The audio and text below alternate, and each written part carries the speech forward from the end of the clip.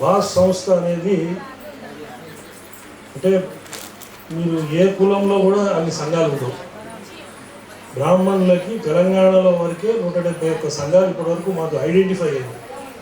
దాంట్లో దాదాపుగా 90% వారిని ఐక్యం చేయడానికి ఒక వేదిక ఏర్పాటు చేసి దాంట్లో 141 సంఘాలు రిటర్న్గా ఇచ్చి ఒక అంబ్రిల్లా కిందకి ఈ లాస్ట్ 6 months బ్యాక్ అందరు రావటం జరిగింది. బాస్ సంస్థ ముఖ్య ఉద్దేశాలు మీకు 2 నిమిషాలు చెప్పాలి.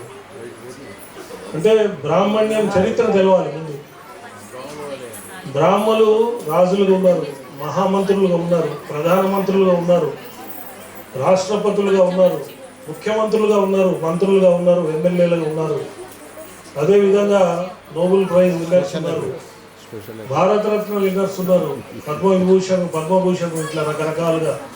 అట్లనే సినిమా ఫీల్డ్ తీసుకుంటే Dadasaheb Phalke award, Ramon Magsaysay award, ఇన్ని అవార్డులు ఇంత ఉన్నా ఇంత గర్వంగా ఉండే బ్రాహ్మణ్యం 56 మంది ఎమ్మెల్యేలు ఉమ్మడి ఆంధ్రప్రదేశ్లో ఉండేవాళ్ళు. అట్లాంటిది ఈరోజు భూతద్దం పెట్టి ఎత్తుక్కుంటే ఆంధ్రాలో కానీ తెలంగాణలో కానీ ఒకటి కనపడుతున్నారు. అంటే ఇది ఒక కుట్ర చాలా ట్యాక్ట్ఫుల్గా జరిగింది. బ్రాహ్మణుని ఫస్ట్ రాజకీయం నుంచి జరిపేశారు. తర్వాత వీళ్ళు ఏమనుకున్నారంటే రాజకీయాల్లో లేవు, అట్లీస్ట్ బ్యూరోక్రసీలో ఉంటే మనకి మళ్ళీ పెన్ పవర్ ఉంటుందని చదువు మన మన మన మన మన మన బలమే చదువు కాబట్టి అందరూ కూడా బ్యూరోక్రసీలో రావటం జరిగింది. స్లోగా ఈరోజు చూస్తే బ్యూరోక్రసీ నుంచి కూడా మ్యాక్సిమం జరిగిపోయారు, మన వాళ్ళు లేరు. అదేవిధంగా ఇక నెక్స్ట్ బ్రాహ్మణుల దగ్గరికి ఏం పని? అర్చకుల దగ్గరికి పోయి ఏదో ముహూర్తాలు వాటికి అర్చకుల దగ్గరికి వెళ్ళి కాళ్ళకి దండం పెడతారు. మనకు ఆ గౌరవం ఉంది ఇప్పటికి కూడా. ఇప్పుడు స్లోగా ఏమవుతుందంటే అర్చకత్వం నుంచి కూడా బ్రాహ్మణుల్ని పక్కకి జరుపుతున్న పరిస్థితి మనందరం చూస్తున్నాం. మనము ధూపదీప నైవేద్యం అట్లాంటి వాటిని చూస్తే దాదాపుగా 26 కులాల వాళ్ళు అర్చకత్వంలోకి వచ్చేసారు. వాళ్ళు కూడా పక్కన శర్మ శాస్త్రి అని పేర్లు పెట్టుకోవడం జరుగుతున్నది. ఇట్లాంటి పరిస్థితుల్లో ఈ బ్రాహ్మణ్యాన్ని కాపాడాలి. ఏంటి బ్రాహ్మణ్యాన్ని కాపాడాలి ఏంటి అని నన్ను అడిగితే నాకు సంఘాలతో సంబంధం లేదు, నాకేదో ఎన్జిఓ ఉంది, నేను సర్వీస్ యాక్టివిటీస్ చేస్తూ ఉంటాను. మాకు 1,12,000 మంది వాలంటీర్స్ ఉన్నారు. గూగుల్ని అడిగితే ఒకటే చెప్పింది, బ్రాహ్మణ్యం వీక్ కావడానికి కారణం శాఖోపశాఖలుగా విడిపోవటం ఒకటి, 2 సాంప్రదాయానికి దూరం కావటం. ఈ 2 రీజన్స్ గూగుల్ చెప్పింది. అప్పుడు శాఖలు లేకుండా బ్రాహ్మణులందరూ ఒకటిగా ఉండాలని చెప్పి దాంట్లో కూడా సోషల్ సర్వీస్ పేరు వచ్చేటట్టు బాస్ అని పేరు పెట్టాం, Brahman organisations for social service. అంటే ఇక్కడ సోషల్ సర్వీస్ జరగాలి, సంక్షేమం జరగాలి, దానికోసం ఈ సంస్థ ఏర్పడ్డది.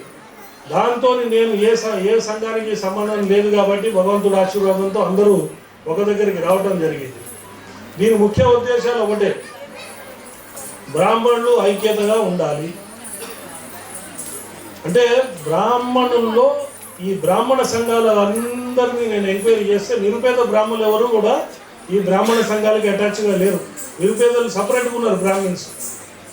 తర్వాత కొంచెం ఎలైట్ బ్రాహ్మిన్స్ కూడా ఈ సంఘాలకు సంబంధం లేదు, మధ్యలో ఉండేవాళ్ళు మాత్రమే సంఘాల్లో ఉన్నారు. వీళ్ళకి ఏ అవసరాలు లేవు. వీళ్ళ కార్యక్రమాలు సంఘాలు అన్ని బ్రహ్మాండమైన కార్యక్రమాలు చేస్తున్నారు, అంతవరకు ఎటువంటి డౌట్ లేదు. కానీ మొత్తం బ్రాహ్మణ్యం ఈ సంఘాల ద్వారానే, సంఘాలకు అటాచ్ అయి ఉంటేనే బ్రాహ్మణులు మళ్ళీ బలోపేతం అవుతారు. దాంట్లో ముఖ్యంగా కార్యక్రమాలు చేసే సంఘాలు, మిగతా పేపర్ సంఘాలు కొన్ని ఉన్నాయి, అట్లాంటి వాటిలన్నింటినీ కూడా ఒక దగ్గరికి తీసుకురావటం, ఇదంతా చేయాలనే మెయిన్ ఉద్దేశం. నిరుపేద బ్రాహ్మణుల్ని కాపాడటం. నిరుపేద బ్రాహ్మణుల్ని కాపాడాలంటే అసలు బ్రాహ్మణులు నిరుపేదలు ఎంతమంది ఉన్నారు అనే దాని గురించి ఇప్పుడు బ్రాహ్మణ కులగణన చేయటం మొదలుపెట్టాం. ఈ ఫామ్స్ కూడా బాలశ్రీనివాస్ గారికి మా దేశ గారు ఇస్తారు. కరీంనగర్ జిల్లా మొత్తం అయిపోయింది, రేపో ఎల్లుండో వాళ్ళు రిపోర్ట్ ఇస్తున్నారు. 100 daysలో గ్రేటర్ హైదరాబాద్ రిపోర్ట్ వచ్చేస్తున్నది. ఒకళ్ళేమో 25 లక్షలు ఉన్నారంటారు, ఒకళ్ళేమో 2 లక్షలు ఉన్నారంటారు. అందుకని కులగణన చేసి దాంట్లో బిలో పావర్టీ లైన్లో ఎవరున్నారు మన బ్రాహ్మణులు అనేది ఐడెంటిఫై చేయడానికి కులగణన అనేది మనం స్టార్ట్ చేసాం. స్టార్ట్ చేసిన తర్వాత నిరుపేదలను ఐడెంటిఫై చేసిన తర్వాత వారికి మనం సహాయం చేయాలి. సహాయం చేయడానికి ఒక కార్పస్ ఫండ్ ఉండాలి మనకి. నేనే స్వయంగా ఏదో ఒక వేదిక మీద ఒక పెద్ద అమౌంట్, నా దగ్గర ఏం బ్లాక్ మనీ లేవు, నేను ఉన్న ప్రాపర్టీ ఏదో అమ్ముకొని బ్రాహ్మణ్యం కోసం ఒక పెద్ద అమౌంట్ అనౌన్స్ చేస్తాను. నాతో పాటు ఎదురుగా మాకు ఆర్సీ మూర్తి గారు ఉన్నారు, వైష్ణవి ప్రసాద్ గారు ఉన్నారు. అన్ని సంఘాల వాళ్ళు కూడా ఆ కార్పస్ ఫండ్లో పూలప్ చేసి ఎల్వి సుబ్రహ్మణ్యం గారు లాంటి పెద్ద మనిషి సలహా తీసుకొని వారు లాంటి వారిని 2-3 ఆ సొసైటీలో పెట్టి వారి ద్వారా నిరుపేదలకి సేవ చేయాలి. నిరుపేదలు కూడా ఎవరైనా మన సహాయానికి వచ్చినప్పుడు వారు సంఘం ద్వారా రికమెండేషన్ చేసి రావాలి. సో దట్ ఏమైందంటే సంఘాలు బలోపేతం అవుతాయి. అందుకని ఈ బాస్ అనేది ఏర్పడ్డది. తర్వాత నిరుపేద బ్రాహ్మణుల మీద చాలా అగాత్యాలు జరుగుతున్నాయి. ఈరోజు లవ్ జిహాదీ అని అంటే టార్గెట్ బ్రాహ్మిన్స్, ఏదన్నా ఈజీ సాఫ్ట్ టార్గెట్ బ్రాహ్మిన్స్. హిందుత్వం మీద దాడి చేయాలంటే ఫస్ట్ బ్రాహ్మణుల మీద దాడి చేయడం అంటే హిందూ ధర్మానికి రథసారథులు బ్రాహ్మణులు, అందుకని బ్రాహ్మణుల మీద దాడి చేయాలి, ఈజీ టార్గెట్స్ అయ్యారు. అందుకని బ్రాహ్మణ రక్షణ దళాన్ని కూడా తయారు చేసాం హైదరాబాద్లో. దాంట్లో అడ్వకేట్లు, జర్నలిస్టులు, పోలీసులు, ఐఏఎస్ ఆఫీసర్లు, తర్వాత రాజకీయ నాయకులు కూడా ఉంటారు. దాంట్లో వాళ్ళందరినీ కూడా కన్సెంట్ తీసుకున్నాం. ఏదో మేము వస్తామని చెప్పడం కాదు, పిలిస్తే రావాలి. అట్లా ఉంటేనే మాకు రాసియండి, రాసిస్తేనే మేము పిలిచినప్పుడు మీరు రావాలి. ఎక్కడ నిరుపేద మీద దాడి జరుగుతున్నది ఇబ్బంది అంటే ఈ రక్షణ దళం వచ్చేస్తుంది. అదేవిధంగా జిల్లాల్లో కూడా రక్షణ దళాలు తయారు చేస్తున్నాం. అంటే ఒకటే కార్యక్రమం, నిరుపేదలను కాపాడాలి, దానికి ఐక్యత కావాలి, నిరుపేదకు సాయం చేయడానికి కార్పస్ ఫండ్ కావాలి, నిరుపేదను కాపాడటానికి రక్షణ దళాలు కావాలి. ఇది బాస్ కాన్సెప్ట్. ఇక మిగతా కార్యక్రమాలు అన్ని సంఘాలు చేస్తూనే ఉన్నాయి. ఇట్లా అంటే కళకు సంబంధించిన వ్యవహారాలు చేస్తున్నారు, కార్తీక వనభోజనాలు చేస్తున్నారు, ఉపనయనాలు చేస్తున్నారు, వివాహ పరిచయ వేదికలు చేస్తున్నారు, రకరకాల కార్యక్రమాలు చేస్తున్నారు. చాలా సంతోషం. కానీ నిరుపేదలను కాపాడటానికి ఈ అన్ని సంఘాల సమాహారంగా బాస్ తయారైంది. దయచేసి కులగణలో అందరూ పాల్గొనండి. పాల్గొనిన తర్వాత నిరుపేదలు వచ్చేది త్రూ సంఘం ద్వారా. ఇప్పుడు సీఎం రిలీఫ్ ఫండ్ కావాలంటే ఎమ్మెల్యే రికమెండ్ చేయాలి. అట్లనే మన నిరుపేద ఎవరు వచ్చినా కూడా సంఘం ద్వారా రావాలి. అప్పటికి నాకు తెలిసి ఒక 5-10 సంఘాలు మిగులుతాయి, పనిచేసే సంఘాలు మిగతా అన్నీ పోతాయి. ఈ 10 సంఘాల ద్వారా వస్తే లక్షలలో సంఘ సభ్యులు తయారవుతారు, సంఘాలు డెవలప్ అవుతాయి, దాంతో బ్రాహ్మణ్యం డెవలప్ అవుతుంది.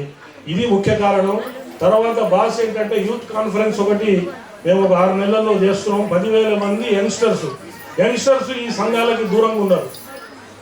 మన పిల్లల్ని మనం అందరినీ తీసుకొని రావాలి. తీసుకొచ్చి ఆ యూత్ కాన్ఫరెన్స్ సక్సెస్ అయిన తర్వాత నేను అన్ని సంఘాలను రిక్వెస్ట్ చేసేది ఏంటంటే మీ పగ్గాలు ఆ యూత్ చేతిలో పెట్టండి, వాళ్ళు మనకంటే బ్రహ్మాండంగా నడుపుతారు. యూత్ చేతిలో పెట్టి బ్రాహ్మణ్యం ఐక్యత అయ్యేదాకా ఈ బాస్ సంస్థ అనేది ఉంటుంది. బాస్ అనేది ఏ సంఘం కాదు, ఏ సంఘాలు చేసే వాటిల్లో ఈ బాస్ చొరబడదు. ఇది ఏంటంటే సంఘాల సమాహారమే బాస్. ఇది దయచేసి అర్థం చేసుకోవాలి.